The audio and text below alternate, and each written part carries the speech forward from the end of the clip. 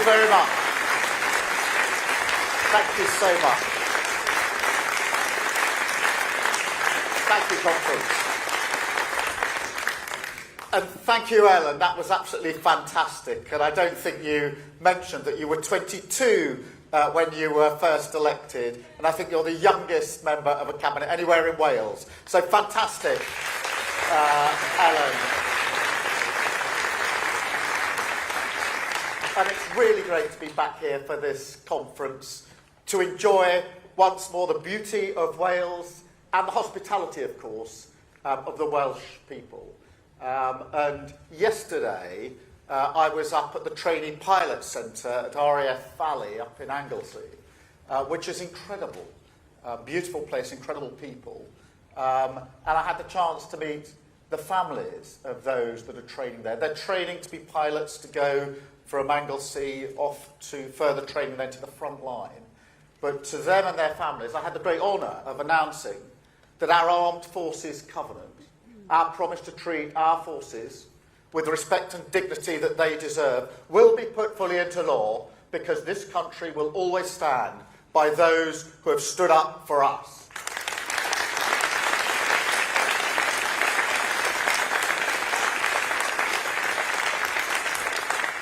And that is what this government was elected to do, to serve the millions of people who serve this country. And can you believe it, as Ellen said, it's almost a year since the general election. A year since we kicked the Tories completely out of Wales, painted the nation red, with a record 27 Welsh Labour MPs, many of them here in the room with us this morning. And if this first year was about clearing up the mess the Tories left, a vital and necessary task, now our focus is firmly on the future, ushering in the next phase of this government. And that's what the Chancellor began in the spending review earlier this month.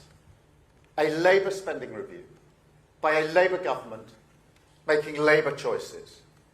And just look at the difference here in Wales. £22.5 billion per year for the next 3 years. That's an extra £5 billion for the Welsh Government.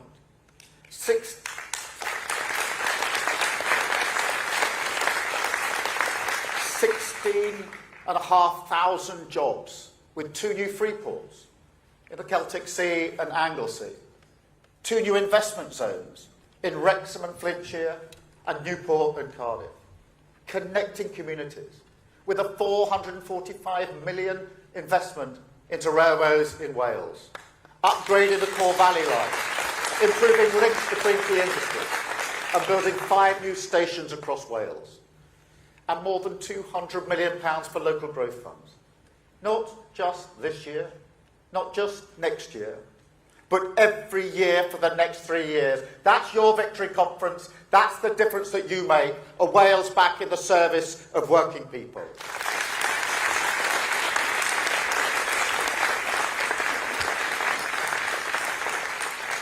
And look, we're only just getting started. There is still a lot more to do to deliver the change that people voted for last year.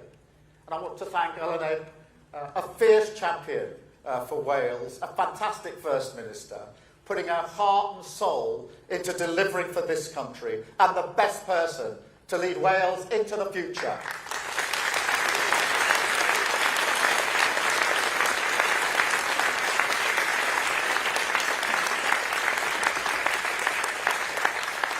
Carolyn and Joe, my colleagues and my friends, who fought for Wales every step of the way, making sure that the people of Wales are at the forefront of what we're doing in Westminster.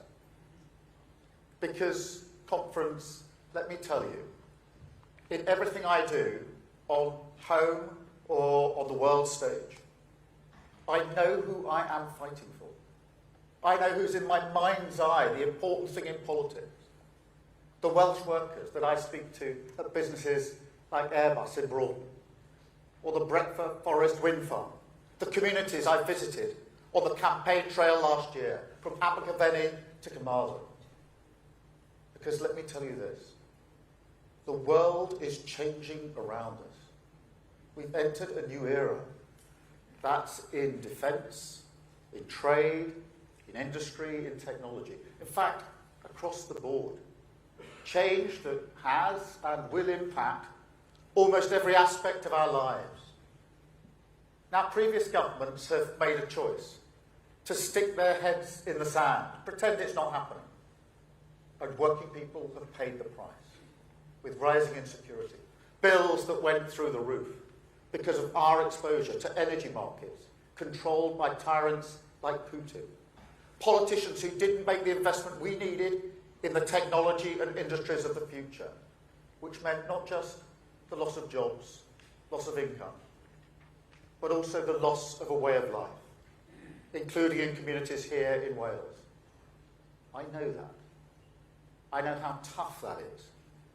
And that's why this government is making different choices, even when they are difficult, like welfare. We cannot take away the safety net that vulnerable people rely on, and we won't. But we also can't let it become a snare for those who can and want to work. And everyone agrees that our welfare system is broken, failing people every day. A generation of young people written off for good, and the costs spiralling out of control. Fixing it is a moral imperative, but we need to do it in a Labour way, conference.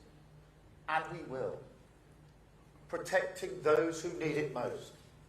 Investing millions in mental health support. Reforming our NHS so people aren't stuck on waiting lists for years on end. Building council homes for people to build their lives around. Programmes and good jobs to get people back into work, and the stronger rights that workers deserve. More opportunities, more homes, better support conference. That is the Labour way.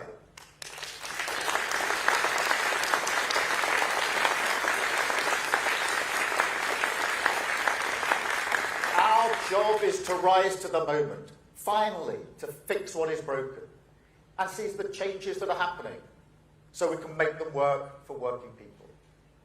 I know that this is possible. Take our 3 trade agreements conference. Now, people said it couldn't be done. What they meant was they couldn't do it. The hat-trick of deals with the world's largest economy, the US. Remember, for years people talked about the US deal. We came along and we did it. With the world's fastest growing economy, India. The Tories talked about that one for 8 years. Remember that? We came along and we did it. And the world's biggest trading bloc, the EU. People said, well, you can't have a deal with the EU and the US. And we came along, conference, and we did it.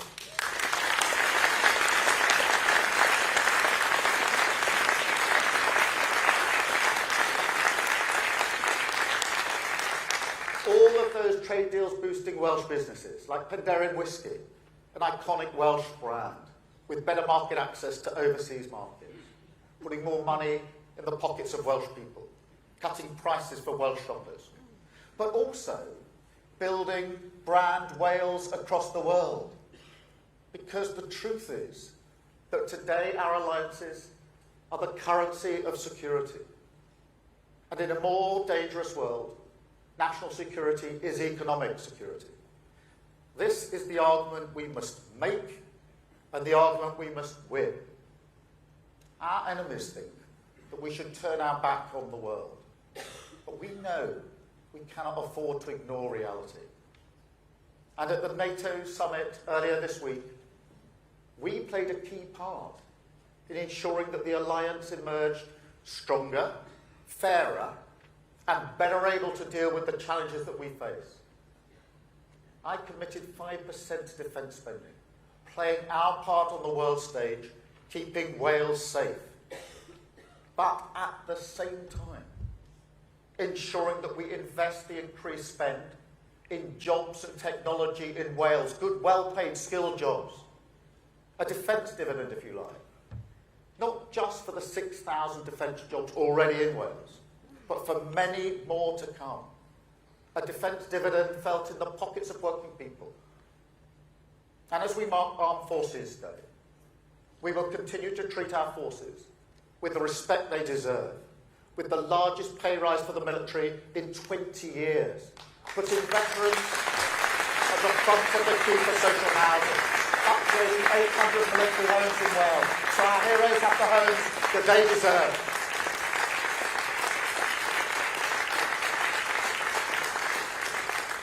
So yes, conference, we will keep our country safe. We will build on our strengths here at home. And that, of course, is what our modern industrial strategy is all about. We launched it earlier this week. It was a really proud moment for all of us, a turning point for the UK and Wales, a new relationship between business and government, and a springboard for investment and growth, from aerospace in North Wales to the world's first compound semiconductor cluster in South Wales, a relentless focus on the industries of tomorrow, with £30 million for local innovation in Wales, crowding in investment with the National Wealth Fund, cutting energy bills for business by up to 25%. They've been asking for that for a very, very long time to make us more competitive with other countries. What a difference that will make for businesses like Port Talbot, creating thousands upon thousands of good, well-paid jobs, a better, brighter future for Wales. But while we're planning the future, there are those who are firmly stuck in the past. Take Farage. When you ask him about Clapton, he thinks it's running in the 210 at Ascot. A wolf in Wall Street clothing. Because Reform claimed to be the party of patriotism while sucking up to Putin and abusing our armed forces online. They say they're the party of workers while they vote against workers' rights, intending to charge people to use the NHS and plan unfunded tax cuts for billionaires. We already know what happens when you make billions of pounds of unfunded tax commitments, conference. It's Liz Truss all over again. So no, Nigel Farage isn't interested in Wales.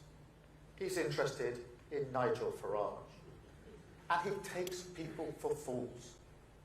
Just look what he said earlier this month. Going to Port Talbot, pretending he's got a plan to reopen a blast furnace, when he's got no idea what he's talking about. He's got no plan at all. Let's be clear what Reform's plans would mean. In practice, cancelling the electric arc furnace.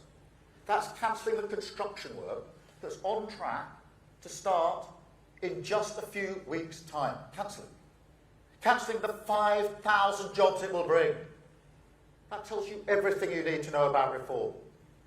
Not creating jobs, throwing jobs away. Now, while he's looking backwards, we're looking forward to the future.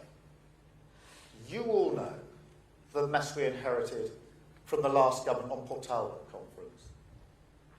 I've been there a number of times to talk to the workers and apprenticeships.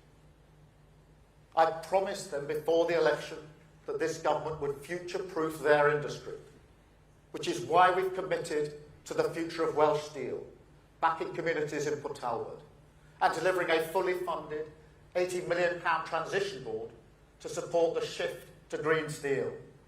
Port Talbot will continue to play a vital role in steel production, in our clean energy mission, and in manufacturing for decades to come. But at the same time, we're investing in carbon capture, in hydrogen production, offshore wind, that will create thousands of good jobs and boost living standards across the country. Wales will be at the heart of the clean energy revolution.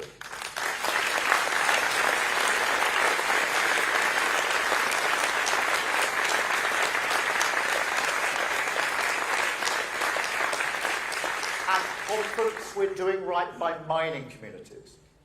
In the spending review, we announced £118 million for coal tip safety. That's on top of the £25 million from the budget last year to keep communities safe. And the First Minister lobbied for that and delivered for Wales.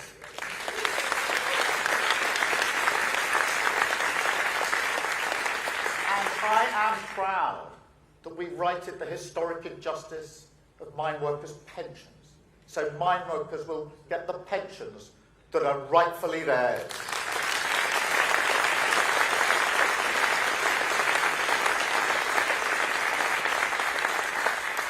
So next year it's a clear choice. 2 Labour governments working together for the people of Wales, continuing on the course of change that we've set, with almost £5 billion extra for Wales, money for employment support and training to break down the barriers to opportunity, money for neighbourhoods driving growth and restoring pride in your community, more money for the NHS, for infrastructure, more money for the people of Wales. Or there's the other option. The risk of rolling back all the progress we're making, a return to the chaos and division of the last decade, a backroom stitch-up between the Tories, Reform and Plaid.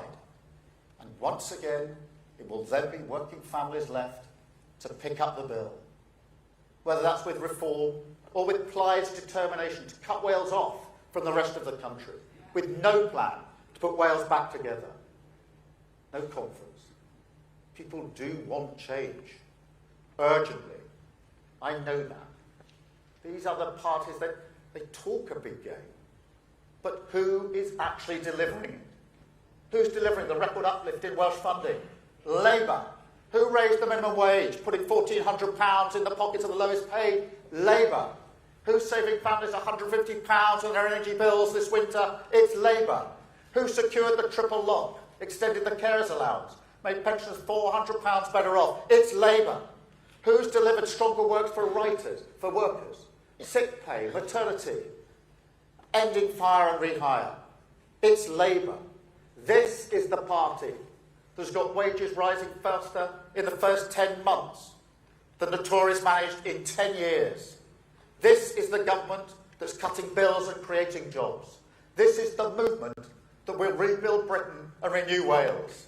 So when people ask you, who's got the interests of working people at heart? The answer each and every time is Labour. It's always been the Labour Party. It always will be the Labour Party. The party of working people across every corner and community of this country.